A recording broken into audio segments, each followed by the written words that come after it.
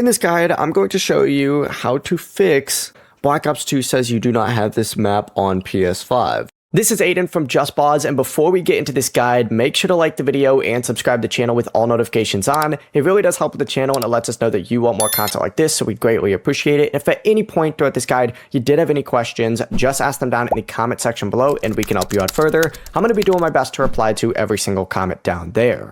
Begin by closing out of Call of Duty Black Ops 2, and you need to highlight the game on your PS5 home screen and press the options button, and then go ahead and select manage game content from within here.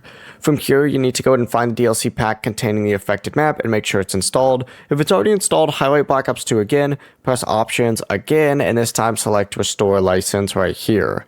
Then just restart your PS5, reopen up the game, and if the message is still appearing, delete and reinstall the affected DLC pack, and also make sure that the DLC and base game are from the same PlayStation Store region and that you're using the account that actually owns the DLC and purchased the DLC originally. Before you do leave, make sure to like the video and subscribe to the channel with all notifications on. It really does help with the channel, and it lets us know that you want more content like this. We'd greatly appreciate it, and if at any point throughout this guide you did have any questions, just ask them down in the comment section below, and we can help you out further. I'm going to be doing my best to reply to every single comment down there. Peace.